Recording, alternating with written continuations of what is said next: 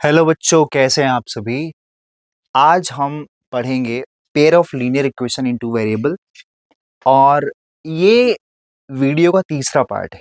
ये वीडियो का दूसरा पार्ट है, पार्ट 2 है।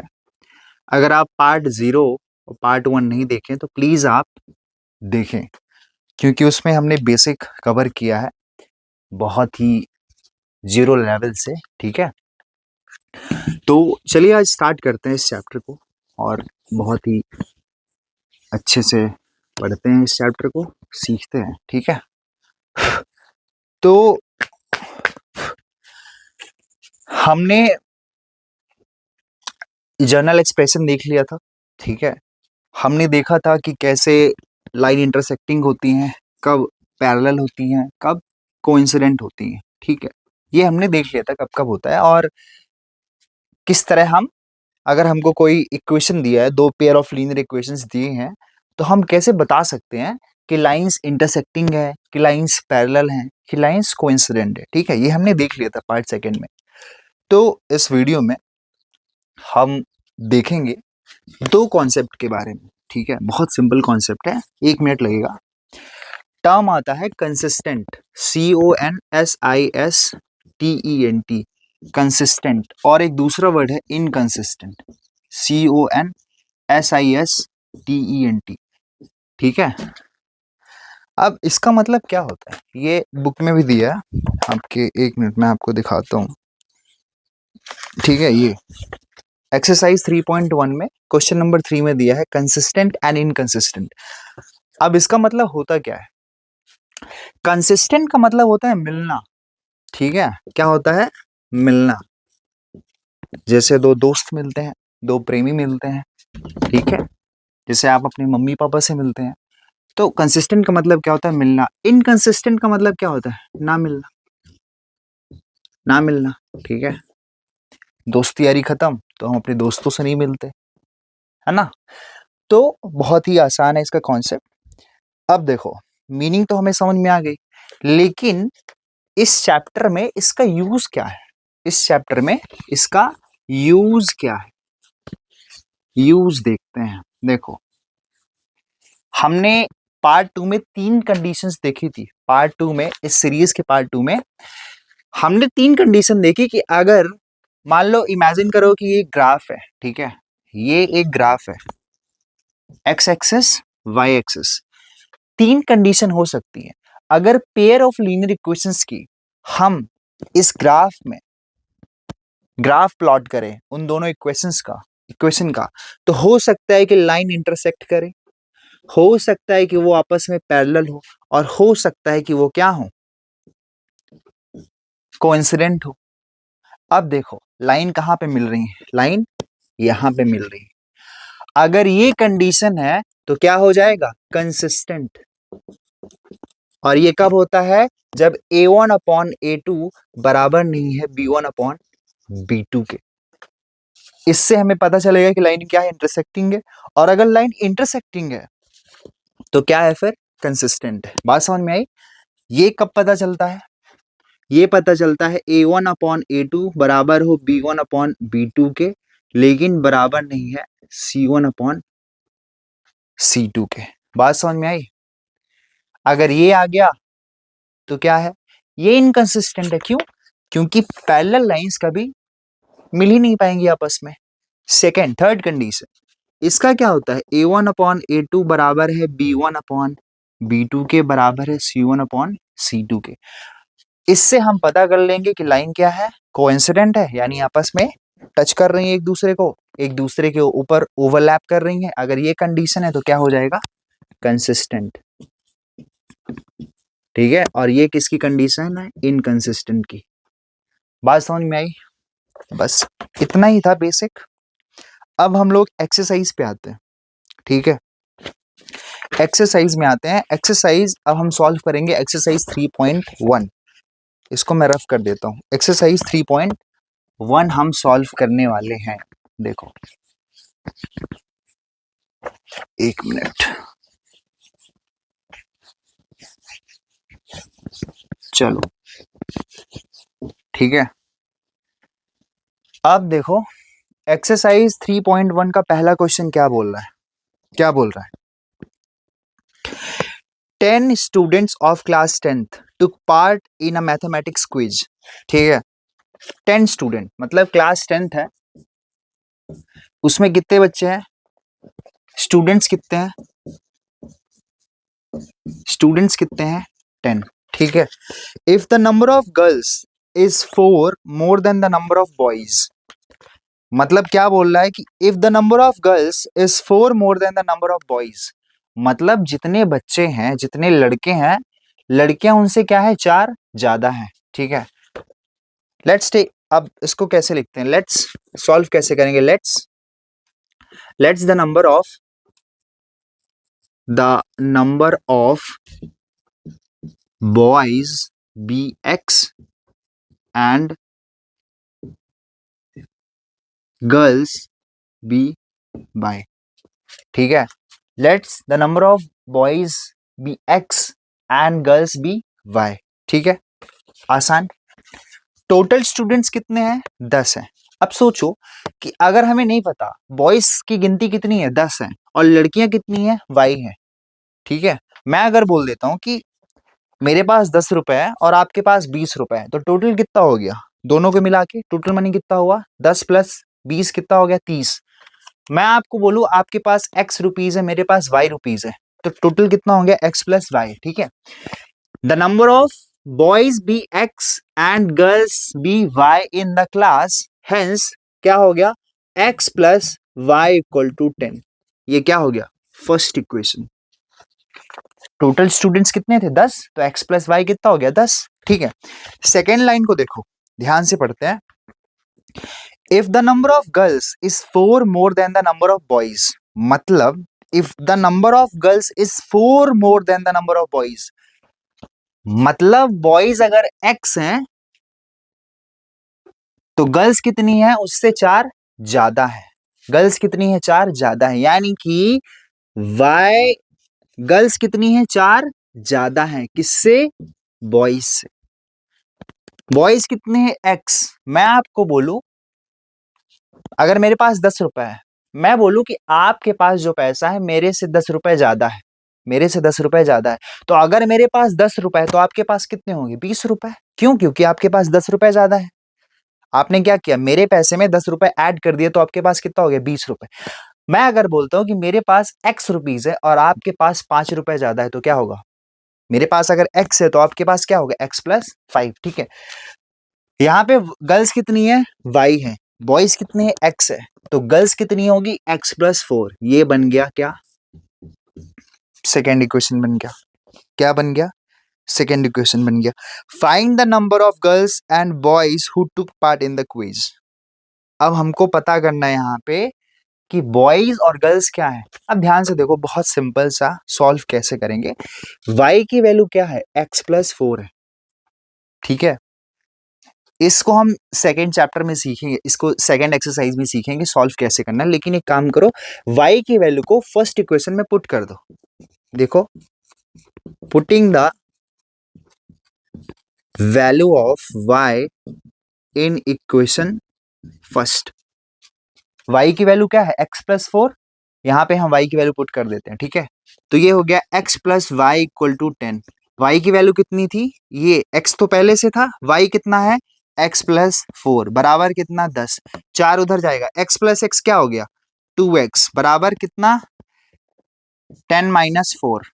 ठीक है, तो कितना हो गया, 2x बराबर कितना हो गया, 6। तो x बराबर कितना हो गया, 6/2 यानी कि 3। तो x की वैल्यू कितनी आएगी, 3। मतलब क्लास में बॉयज कितने हैं, 3 है। तो अगर बॉयज 3 हैं और टोटल स्टूडेंट्स 10 हैं, तो गर्ल्स कितनी होगी, 10 में 3 माइनस करोगे कितने हो गए, 7। ठीक है, यहां तक इसको नोट डाउन कर लो, मैं इसको रफ करता हूँ। ठीक है, मैं इसको रफ करता हूँ, फिर यहाँ पे लिखोगे, क्या लिखोगे, यहाँ पे मैं रफ कर रहा हूँ, इसको रफ कर रहा हूँ। यहाँ पे क्या लिखोगे, क्या लिखोगे, putting the value of x in equation किसमें, फर्स्ट में। x की वैल्यू 3 है, यहाँ पे पुट कर दो, x plus y equal to 10 तो 3 प्लस वाई इक्वल टू 10, तो वाई इक्वल टू क्या हो गया 10 माइनस 3, यानी कि वाई इक्वल टू क्या हो गया 7। Hence, the total number of boys in class is 3 and the total number of girls in class is 7। बात समझ में आ गई। आंसर को एक बार चेक कर लेते हैं। 3.1 का क्या आ रहा है भाई साहब, चेक करो चेक करो। ठीक है ठीक है, बॉयज 3 गर्ल्स 7, डन। बहुत ही आसान है, कुछ नहीं करना, एक बार मैं फिर से समझा देता हूँ। इसमें क्या बोला था कि in a class there are 10 students who participate in the quiz. ठीक है, देखो यहाँ पे क्या लिखा है, 10 students of class 10th took part in a mathematics quiz. 10 बच्चे हैं क्लास में, तो हम मान लेते हैं उस 10 बच्चे क्या है, गर्ल्स है बॉयज है, क्लास में गर्ल्स बॉयज होते हैं। सो हमने क्या माना, let the number of boys be x and the girls be y। ठीक है, फिर हमने फर्स्ट इक्वेशन, पहली लाइन से हमारा फर्स्ट इक्वेशन बनता है, फर्स्ट समीकरण क्या बना, x plus y equal to 10। यहां तक कोई डाउट? नेक्स्ट लाइन क्या बोलता है, if the number of girls is 4 more than the number of boys. बात समझ में आ रही है? क्या बोल रहा है कि जो गर्ल्स हैं वो बॉयज से कितनी ज्यादा है, 4 ज्यादा है। गर्ल्स बाय हो गया, एक्स बॉय हो गया, 4 ऐड कर दो, ये सेकेंड इक्वेशन बन गया। यहां तक कोई डाउट? कोई डाउट नहीं। फिर हमने क्या किया, अब इस y की वैल्यू को हमने यहाँ पे रख दिया फर्स्ट इक्वेशन में, putting the value of y in equation first. ठीक है, पहला इक्वेशन क्या था, x प्लस वाई बराबर 10, x तो पहले से ही था, y की वैल्यू रख दो x plus 4, x plus x क्या हो जाएगा 2x। एक आम और एक आम तो मिलके कितने आम हो गए, 2 आम हो गए ना, तो x प्लस एक्स 2x। 4 याद रखो, तो क्लास 0 में बताया था कि साइन कैसे करना है। अभी इसका साइन क्या है, प्लस है, 4 उधर जाएगा तो क्या होगा माइनस, तो 2x बराबर 6। अब 2 जो है मल्टीप्लाई में है x के साथ, इधर जाएगा तो क्या हो जाएगा डिवाइड में, तो 6/2 कितना हो गया 3। ठीक है, बात समझ में आई? तो नंबर ऑफ बॉयज 3 आ गए और टोटल स्टूडेंट कितने थे, x प्लस वाई 10। x की वैल्यू रखो यहाँ पे, x की वैल्यू रखो यहाँ पे, putting the value of x in equation first. ठीक है जी, x की वैल्यू कितनी आ गई 3, 3 रख दो यहाँ पे। अब 3 का साइन क्या है, प्लस, याद है? अब उसको उधर लेके जाओ, तो y इक्वल टू क्या हो गया 7। सॉल्व, कोई दिक्कत? बहुत आसान है, लेकिन इंपॉर्टेंट सवाल है। ठीक है, इसको मैं रफ करता हूँ, चलो ओके।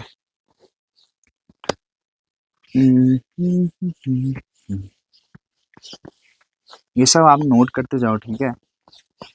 सब देखो, इस तरह के सवाल हो सकता है कि आपको अभी समझ में नहीं आया हो, कोई बात नहीं, लेकिन सबसे पहला जो नियम होता है इस तरह के सवालों को सॉल्व करने का, आप पहले सवाल को समझो, कह क्या रहा है, बोल क्या रहा है। देखो ये इधर साइड देखो।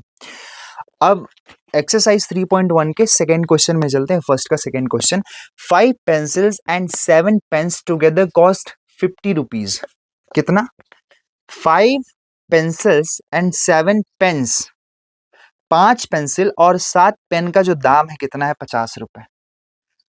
ठीक है, एक इमेजिन करो, इस सवाल को करने से पहले मैं एक चीज बताता हूँ आपको। ठीक है, एक कॉन्सेप्ट बताता हूँ। देखो, मान लो ये बिस्किट है, ठीक है, पार्ले जी बिस्किट है, पार्ले जी, पार्ले जी हम सबकी फेवरेट। इसका प्राइस मार्केट में 5 रुपीज है मान लो, ठीक है। मैं आपको बोलूं, आपको 10 बिस्किट खरीदनी है, 10 बिस्किट क्या करनी है, बाय करना है। तो 10, अगर एक बिस्किट का जो प्राइस है 5 रुपए है, तो 10 बिस्किट का प्राइस क्या होगा, 10 इंटू 5, यानी कितना हो गया 50 रुपए। ठीक है, मैं आपको बोलूं 100 बिस्किट, क्या क्या क्या क्या क्या क्या क्या क्या मैं बोलूं 15 बिस्किट, 15 बिस्कुट खरीदो, कितने का हो जाएगा, 15 इंटू 5 कितना हो गया 75 रुपीज। ठीक है, 75 रुपए का। अगर मैं आपको बोलूं अगर मैं आपको बोलूं अगर मैं आपको बोलूं कि 50 रुपए है आपके पास, 50 रुपए है आपके पास, और मम्मी बोली जाके पार्ले जी बिस्किट लेके आओ, तो कितनी बिस्किट आएंगी? 50 रुपए अगर मैं आपको देता हूं और मैं बोलता हूं कि 5 रुपए की पार्ले बिस्किट लाना है, तो कितनी बिस्किट आएंगी? तो नंबर ऑफ बिस्किट क्या हो जाएगी, क्या हो जाएगा 50 रुपए, 5 को डिवाइड कर दोगे जितना उसका प्राइस है तो कितना आ जाएगा, 10 बिस्किट हो जाएंगे। कितनी, 10 बिस्किट। कितनी, 10 बिस्किट, 10 बिस्किट। अब ये कैसे आया, ये सॉल्व कैसे हुआ, देखो ध्यान से देखना। मैंने क्या बोला, मैंने क्या बोला, मैंने क्या बोला, मैं बोला 50 रुपए है तुम्हारे पास और एक बिस्किट का प्राइस जो है, बिस्किट का प्राइस जो है 5 रुपए है पर बिस्किट। ठीक है, पर बिस्किट। तो 50 रुपए में बिस्किट कितनी आएंगी, कितनी बिस्किट आएंगी 50 रुपए में। लेट द, सॉल्व कैसे करो देखो, let the number of biscuit that can be, that can be brought, that can be, that can be brought, brought by 50 rupees be x. मान लेते हैं कि एक्स बिस्किट आएंगे, ठीक है, 50 रुपए में। तो ये बताओ, ये तो टोटल कॉस्ट हो गया, एक्स बिस्किट आएंगी ना, मतलब अगर एक्स बिस्किट को मैं 5 रुपए से मल्टीप्लाई कर दूंगा तो टोटल वैल्यू कितनी हो जाएगी, 50 रुपए। तो 5 × एक्स, जितनी बिस्किट 50 रुपए में उतनी ही बिस्किट खरीदोगे ना जितनी आ सकती हैं। तो मान लेते हैं एक्स बिस्किट खरीदा तुमने, तो 5x किसके बराबर होगा, 50 के। तो x बराबर क्या हो जाएगा, 50/5, यानी कितनी, 10 बिस्किट आ गई। बात समझ रहे हो, कितना आ गया, 10 बिस्किट आ गई। ठीक है, अब देखो सवाल देखो पहले, यहाँ पे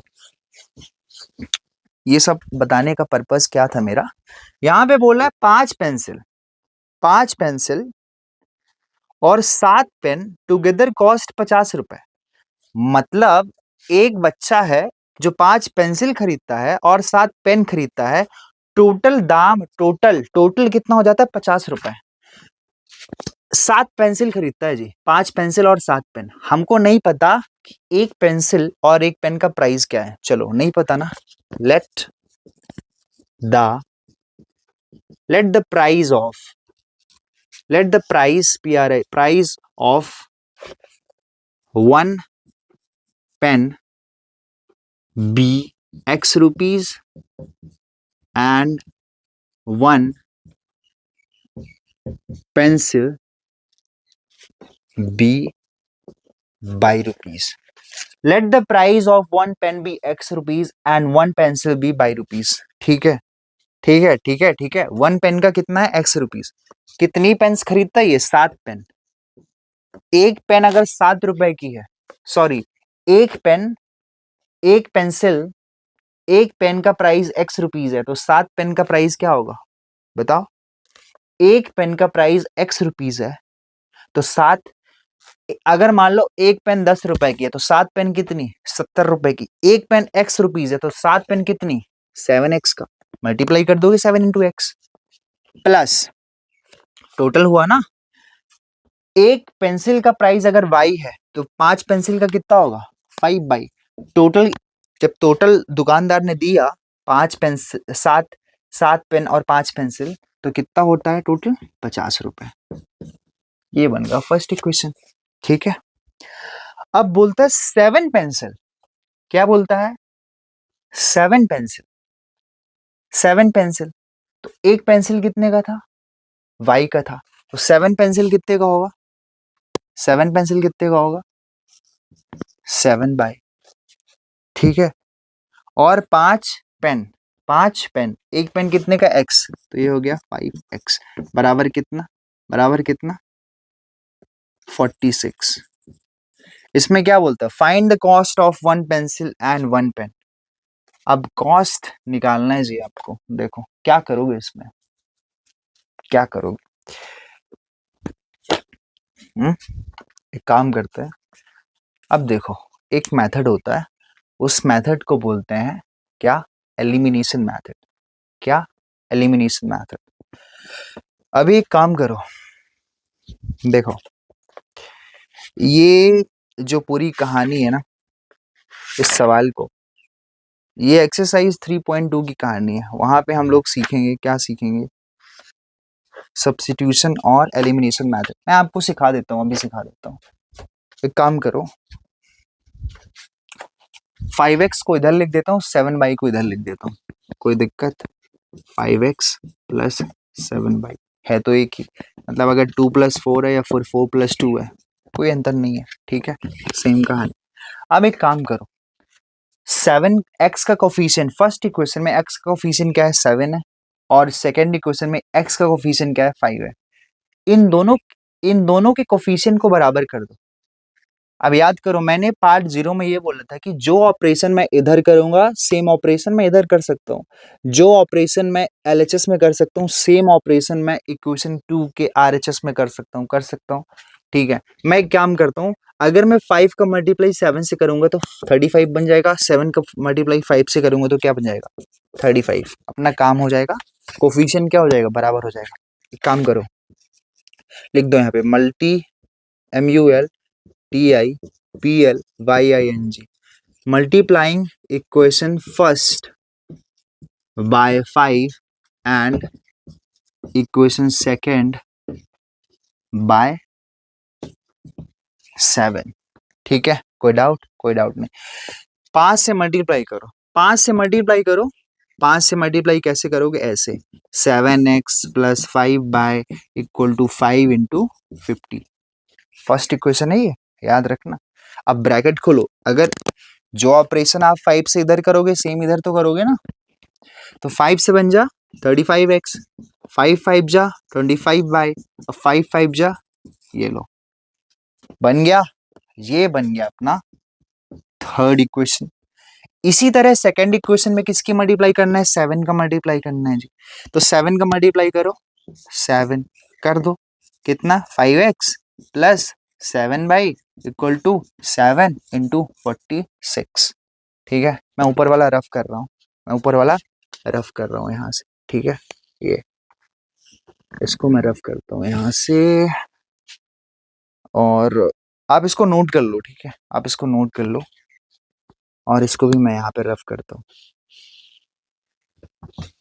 अब ध्यान से देखो, 250 आया था, ये 25 35 7 × 5 = 35, ठीक है। तो अपना ये क्या बन गया, ये वाला 35x प्लस ये क्या बन गया 7 7 जा 49y, और ये 7 6 42, 7 7 चौक 28, 280, 7 6 42, 280, और 6 7 42, कितना हो गया 8 4 12, 3 3 2 8 4 12 2, हाँ 300 322, ठीक है। ये कितना हो गया 322, हाँ 6 7 6 42 के 2, 7 चौक 28, ठीक है, 28 4 32, ठीक है, समझ गए। अब देखो, ये हमारा आ गया क्या, फोर्थ इक्वेशन। अब आप एक काम करो, अब आप एक काम करो, इसको और इसको क्या कर दो, माइनस कर दो, क्या कर दो, माइनस कर दो, क्या कर दो, माइनस करो, इसको माइनस करो, इसमें माइनस का मल्टीप्लाई करो। अगर मैं इसको माइनस करूं इससे तो क्या हो जाएगा 35x, 35x क्या हो जाएगा, कट जाएगा। माइनस का मल्टीप्लाई कर रहा हूं, इसका साइन क्या है प्लस, तो प्लस माइनस माइनस, इसका साइन क्या है प्लस, तो प्लस माइनस माइनस, इसका साइन क्या है प्लस, तो माइनस, ऐड कर दोगे तो कट जाएगा।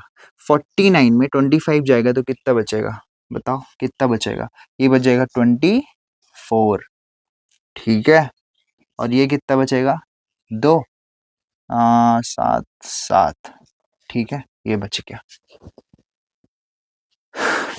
तो ये क्या बन गया 24y, तो y की वैल्यू क्या आ जाएगी यहाँ पे 72/24, तो y = क्या आ जाएगा 3 रुपीज, y = क्या आ गया 3 रुपीज, y = क्या आ गया 3 रुपीज।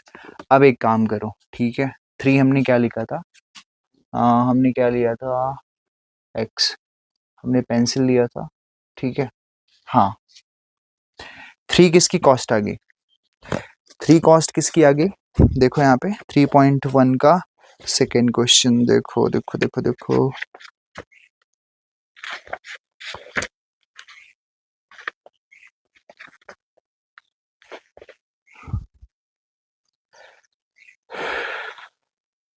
हाँ, 1 पेंसिल का कॉस्ट कितना आ गया, 3 आ गया, देखो। अब हमें निकालना है किसका, 1 पेन का कॉस्ट। एक काम करो, पेंसिल का तो आ गया, पेंसिल का तो आ गया। अब एक काम करो, इसको मैं रफ कर देता हूँ, ठीक है। अब पुटिंग द वैल्यू ऑफ,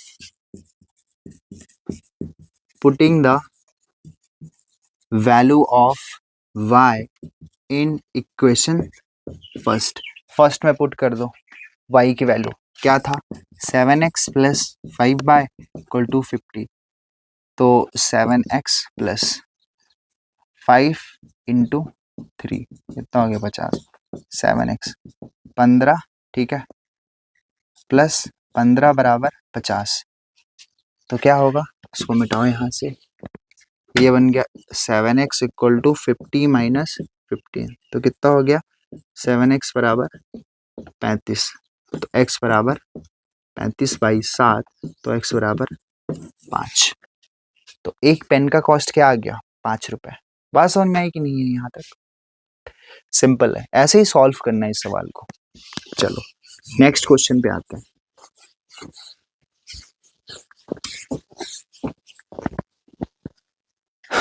अब देखो जी, on comparing the ratio A1 A2, अब हम एक्सरसाइज 3.1, ये क्वेश्चन मैंने करा दिया था, ठीक है। आपको ये क्वेश्चन करा दिया था पार्ट 2 में, पार्ट 1 में कराया था, पार्ट 2 में फिर से करा देता हूँ। On comparing the ratio A1 upon A2, B1 upon B2 and C1 upon C2, find out whether the lines representing the following pair of linear equations intersect at a point are parallel और coincident, ठीक है। ये हमने करा दिया था। हमने कौन सा कराना है, ये भी करा दिया था।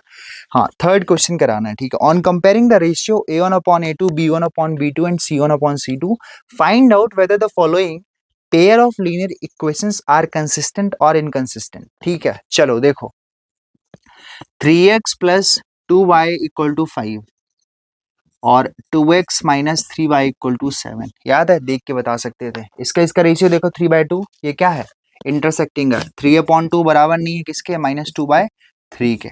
तो ये क्या है, इंटरसेक्टिंग है, इसलिए ये पेयर ऑफ लीनियर इक्वेशंस क्या है, कंसिस्टेंट।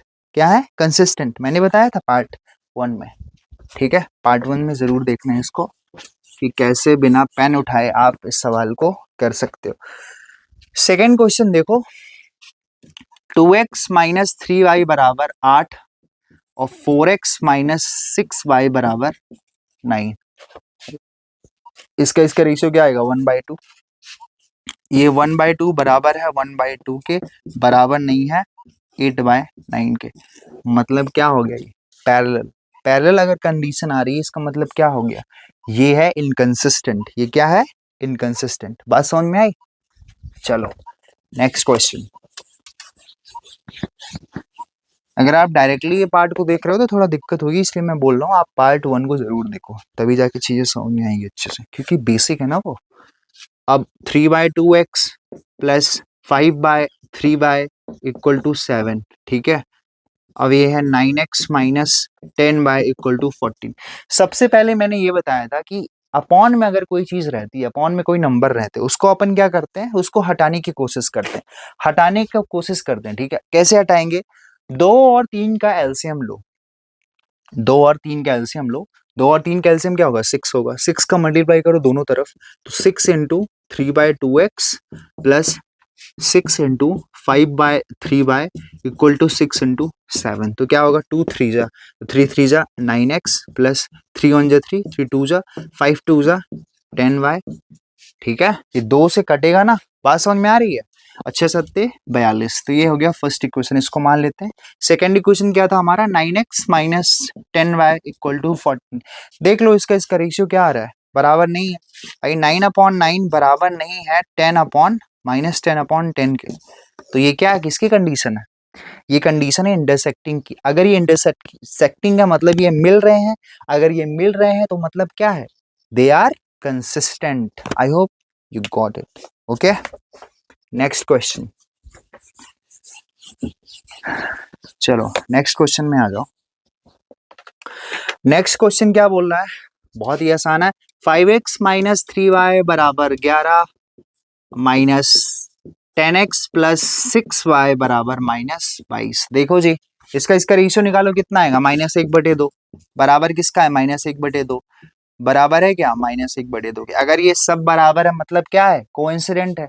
अगर ये कोइंसिडेंट की कंडीशन है, इसका मतलब क्या है? वो कहीं मिल रहे हैं। अगर मिल रहे हैं तो then they are consistent. Okay, समझ में आई बात? बहुत आसान। देखो मैं बहुत फास्ट कर रहा हूँ, लेकिन इसका मतलब ये नहीं कि अब आप सोच रहे हो यार समझ में नहीं आ रहा है, इसलिए बोल रहा हूँ पार्ट 1 देखो, ठीक है? फिर बोलोगे सर बताए नहीं थे आप। अभी बता रहा हूँ, वरना दिक्कत हो जाएगी। ठीक है, 2x plus 3y equal to 12। Camera check कर लेता हूँ एक बार, चल रहा है कि नहीं चल रहा।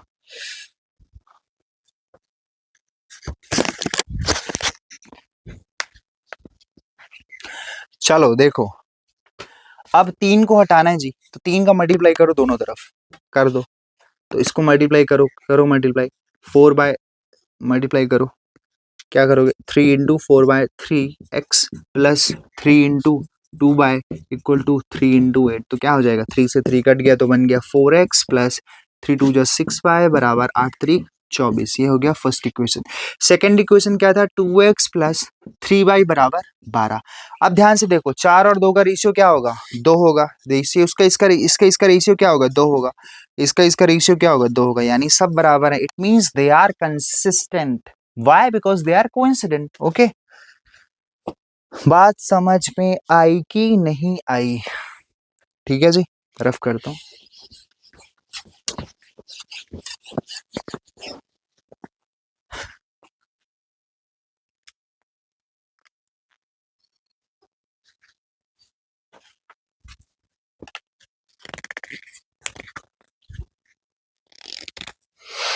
चलो अब ये पार्ट 2 को हम यहीं पे खत्म करते हैं। ठीक है, पार्ट 2 को यहीं पे खत्म करते हैं, और नेक्स्ट पार्ट में, पार्ट 3 में हम लोग एक्सरसाइज 3.1 का क्वेश्चन नंबर 4 से स्टार्ट करेंगे। ठीक है, 4 से स्टार्ट करेंगे।